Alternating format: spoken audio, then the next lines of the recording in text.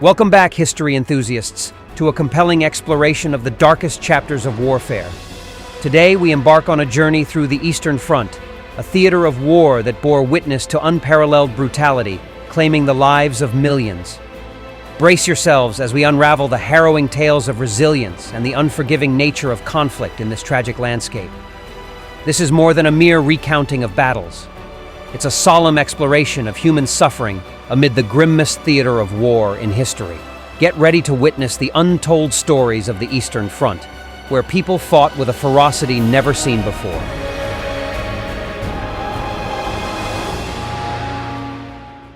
Let's set the stage for the Eastern Front during Operation Barbarossa. The Eastern Front of World War II was a colossal theater of operations, spanning thousands of kilometers and witnessing some of the most intense and brutal battles in history. As Operation Barbarossa unfolded in June 1941, Nazi Germany, led by Adolf Hitler, launched a massive invasion of the Soviet Union, breaking the Molotov-Ribbentrop Pact that had initially divided Eastern Europe between the two powers. The German forces, comprising 3 million soldiers, aimed to quickly advance and capture key Soviet cities, ultimately achieving a swift victory. Operation Barbarossa was conceived with the ambitious goal of achieving a complete Soviet defeat within a remarkably short time frame, 3 to 6 months. In the initial stages of the invasion, some believed that the Soviet collapse might happen even sooner. The German forces left an indelible mark, with 150,000 Soviets killed or wounded in the first week, and the Luftwaffe wreaked havoc by dismantling over 2,000 Soviet planes within the initial 48 hours. As German tanks and troops executed a three-pronged advance through Soviet territory, external analysts widely predicted that a Soviet capitulation was imminent, some estimating mere weeks or even days. Despite these early triumphs, the Soviets demonstrated an apparently boundless reservoir of troops, proving to be a formidable challenge for the Germans. By November 1941, the Germans had indeed removed several million Soviet soldiers from the battlefield, but the cost was steep. The Germans suffered over 700,000 plus casualties themselves by winter 1941. In the face of relentless Soviet counterattacks, the dream of a swift victory crumbled for the Germans. The war persisted for another 3.5 grueling years. What was to come was nothing but hell. The key turning point in the Eastern Front for the complete brutality started in 1942 during Operation Fall Blau, the Battle of Stalingrad to be exact. The city's name itself, Stalingrad, reflected its association with Soviet leader Joseph Stalin, adding to its significance. The Soviets were determined to defend the city at all costs, and Stalin's order of not one step back, or ni shagu nazad in Russian, became a rallying cry. This led to German and Soviet soldiers finding themselves entangled in fierce and often brutal hand-to-hand fighting. The close proximity in the bombed-out buildings and streets meant that combatants had little room for traditional warfare tactics, leading to brutal and personal struggles for dominance. The extreme conditions of the siege, coupled with the determination of both sides, created a grim and visceral theater of war. Soldiers on both sides experienced the horrors of face-to-face combat, with each building and street becoming a potential battleground for life or death struggles. This order, issued in July 1942, emphasized the severity of the situation. Soviet soldiers were not allowed to retreat, and failure to follow this order could result in severe consequences, including execution. The Soviet propaganda machine worked tirelessly to boost morale and instill a sense of patriotism and duty among the troops and civilians. Phrases like "kill every German" and "this is your mother's prayer, kill every German" were part of the psychological warfare employed to dehumanize the enemy and motivate the Soviet forces. The idea was to create a fervent commitment to defending the motherland, turning the battle into a struggle not just for territory, but for the very survival of the Soviet Union. A Russian memoir about the battle described by Ivan Petrov, "I trudged through the frozen mud outside. The biting wind whispered secrets of the impending battle, and the moon hung low, casting an ethereal glow on the desolate landscape. My comrades and I were the ghosts of the Soviet Union, determined to reclaim our city from the clutches of the German invaders. The night air was thick with tension as our commanders, huddled in whispered consultation, outlined the strategy that would become our lifeline. We moved with a silent purpose, shadows in the darkness, each step a calculated dance between life and death. I clutched my rifle, the metal cold against my gloved hands. The battles were fierce, erupting in flashes of gunfire that shattered the silence. I could feel the adrenaline coursing through my veins as we engaged the enemy in the narrow streets of the city. Every building became a fortress, every alley a potential trap. It was a fight for survival, a fight for home. At night, we would shock the Germans. We would do everything we could. During the brutal conflicts of the Eastern Front, an unsettling phenomenon unfolded. A dehumanization so profound that the adversaries ceased to recognize each other's humanity. It wasn't a mere metaphorical abstraction. It was a chilling reality, perpetuated by relentless propaganda. In the heart of Nazi Germany, anti-Soviet propaganda reached grotesque heights, painting the Soviet Union as a monstrous, subhuman entity. The deplorable term Untermensch echoed through the corridors of hatred, dehumanizing not only Jews but also Slavic people, with a particular focus on the Soviets. The ideology propagated by Nazi Germany wasn't a solitary force. It found its mirror image on the Soviet side. In the eyes of Soviet citizens, Germans weren't just invaders, they were ruthless aggressors driven by a malevolent regime. The portrayal of German soldiers in Soviet propaganda was a canvas of horror, depicting them as soulless instruments of destruction. Shockingly vivid imagery, including allegations of heinous acts like eating Russian babies and burning families alive, served a singular purpose: to reinforce the notion that these were not ordinary individuals, but cogs in a merciless ideological machine. The propaganda machinery operated with ruthless efficiency. In this twisted narrative, the enemy was not just an opponent on the battlefield. They were portrayed as less than human, an insidious justification for the unspeakable acts committed during those dark days. The German forces faced a relentless adversary in the form of General Winter, the unforgiving Soviet cold that earned its fearsome reputation. Adolf Hitler's grand plan was to conquer the Soviet Union before the bitter cold could take hold. But logistical challenges and a resilient Soviet resistance halted their advance at Moscow's doorstep in late 1941. Caught in the unyielding frost while still clad in summer uniforms, the German Wehrmacht had to resort to makeshift insulation using newspaper and straw, leading to an epidemic of frostbite with 100,000 reported cases by the end of 1941, resulting in nearly 15,000 limb amputations. The Soviet winter also wreaked havoc on German heavy machinery. Tanks and jeeps refused to start, and guns and artillery often succumbed to freezing temperatures. The Soviets, seasoned in the art of winter warfare, employed specially designed rifles, skis, and camouflage to persevere in the harshest conditions.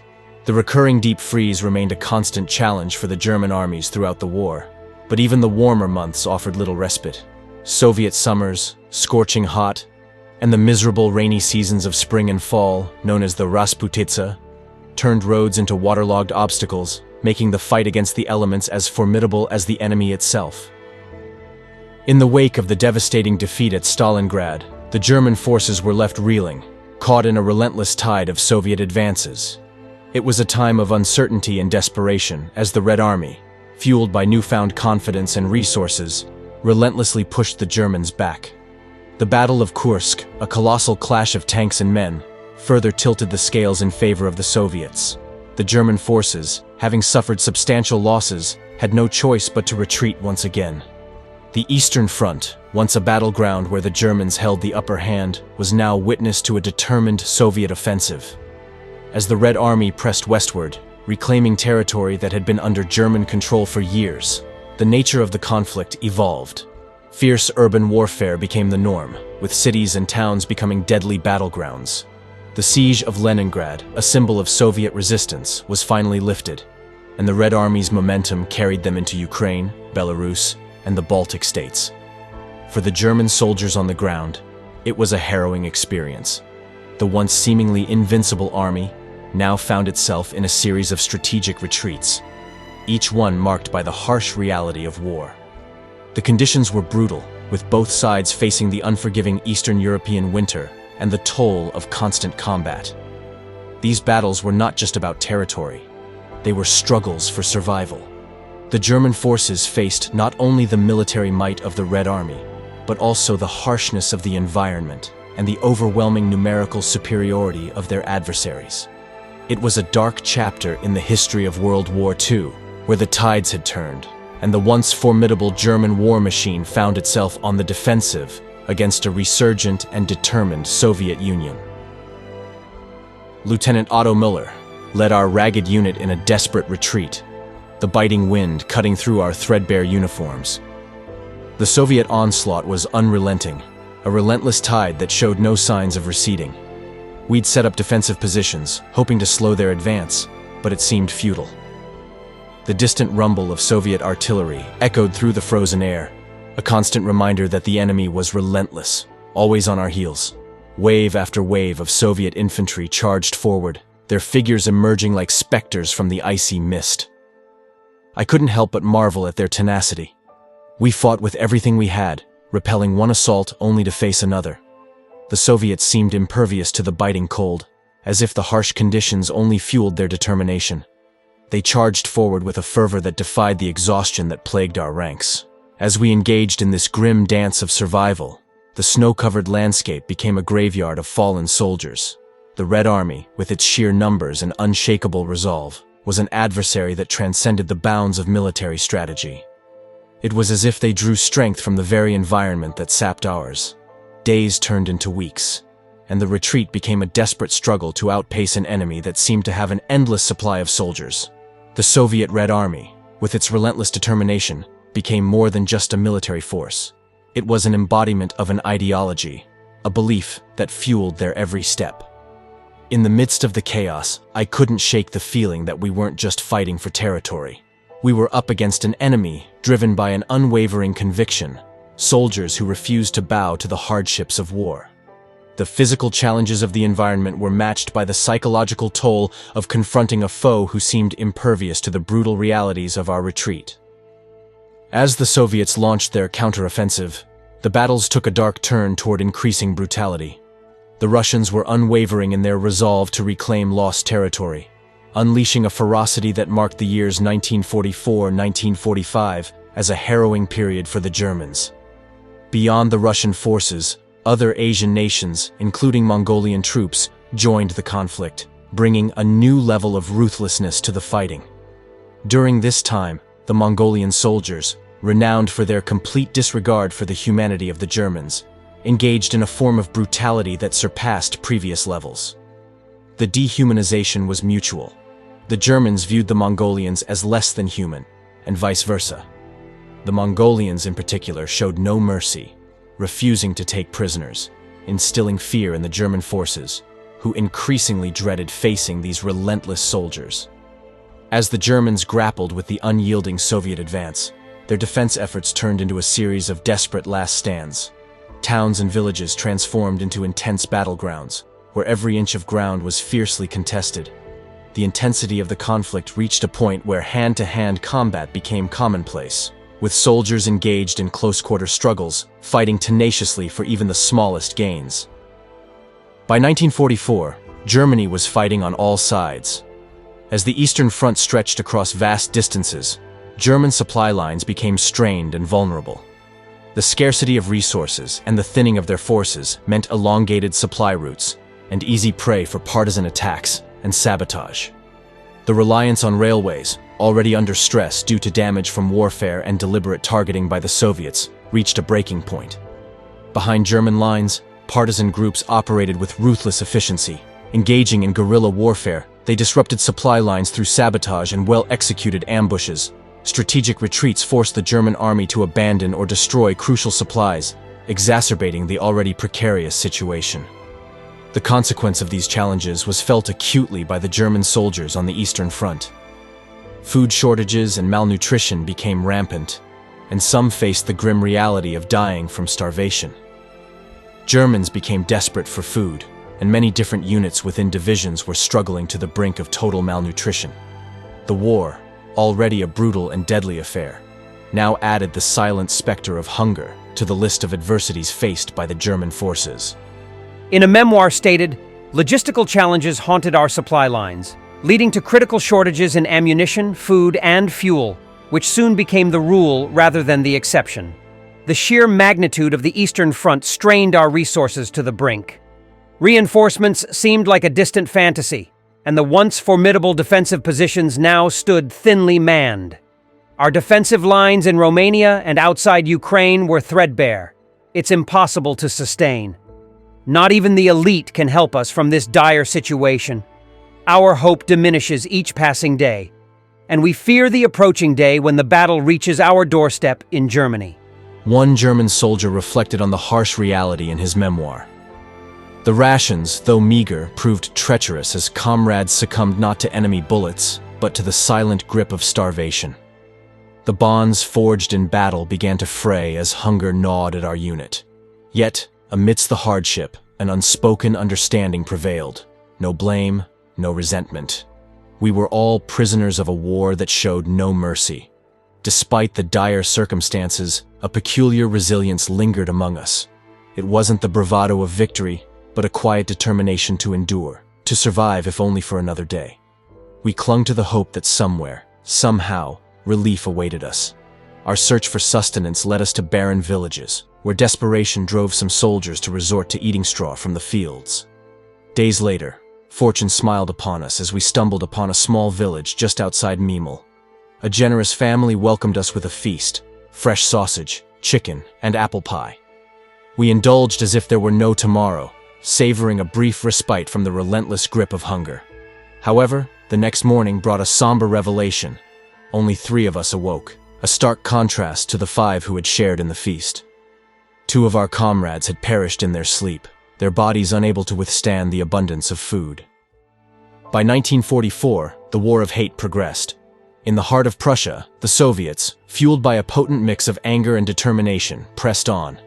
The propaganda machine roars with the thunder of vengeance, echoing the atrocities that befell the Soviet Union at the hands of the German forces.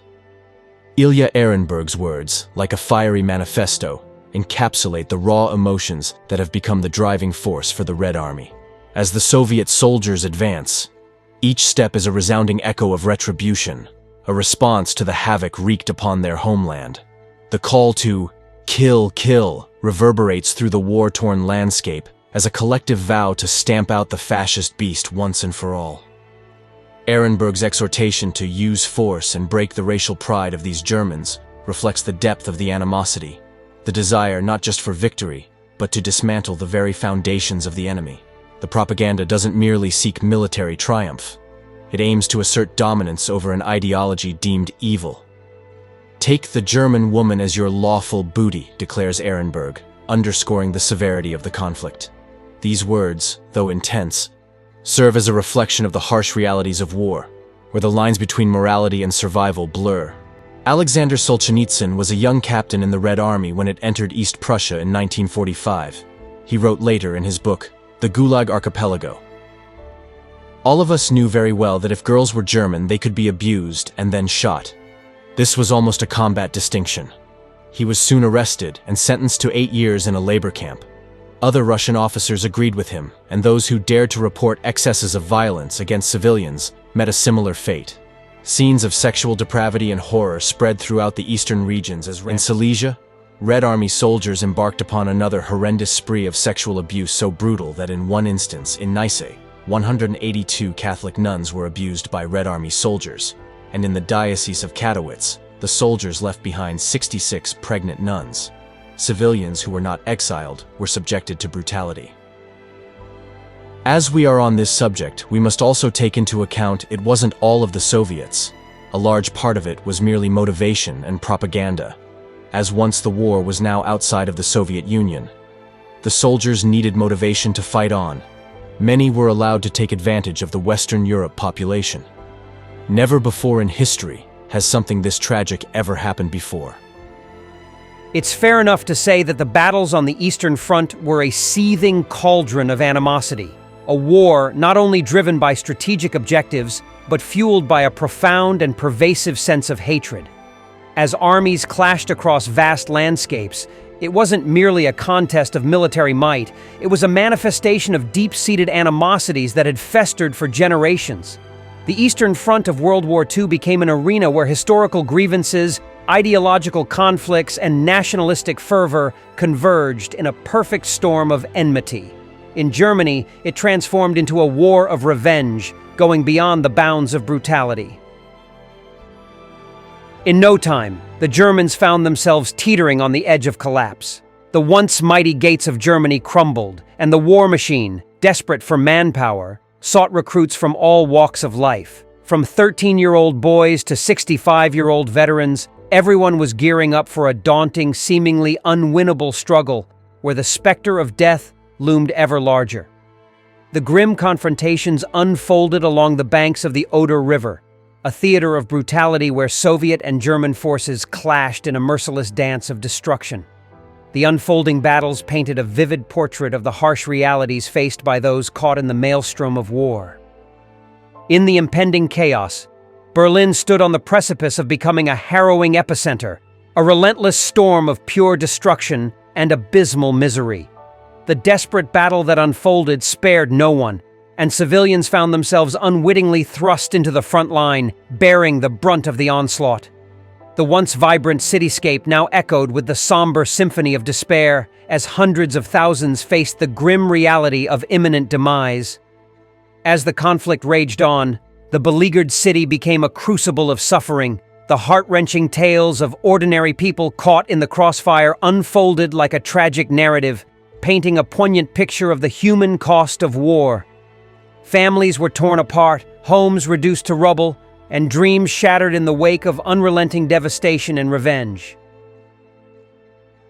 The Soviet Union lost around 27 million people during the war, including 8.7 million military and 19 million civilians. This represents the most military deaths of any nation by a large margin. Germany sustained 5.3 million military losses, mostly on the Eastern Front and during the final battles in Germany. The suffering on the Eastern Front was absolutely beyond anything we ever seen. Your presence here today has allowed us to peel back the layers of history and immerse ourselves in the stark truths of the Eastern Front. As we reflect on the sacrifices by all and the staggering human toll, let's carry these stories forward. May the echoes of the past serve as a reminder of the resilience of the human spirit and the imperative to strive for a future where such sacrifices are not in vain, and we can prevent this from happening again. Thank you for navigating this chapter with us. If you found this video informative or thought-provoking, don't forget to hit that like button and share it with fellow history enthusiasts. Subscribe to our channel for more deep dives into the pages of history, and also check out our links below. Let's keep the conversation alive in the comments below. What aspect of the Eastern Front surprised you the most? Or perhaps you have a personal story or perspective to share. As always, stay curious, keep learning, and never forget the lessons history teaches us. Until next time, this is History at War signing off.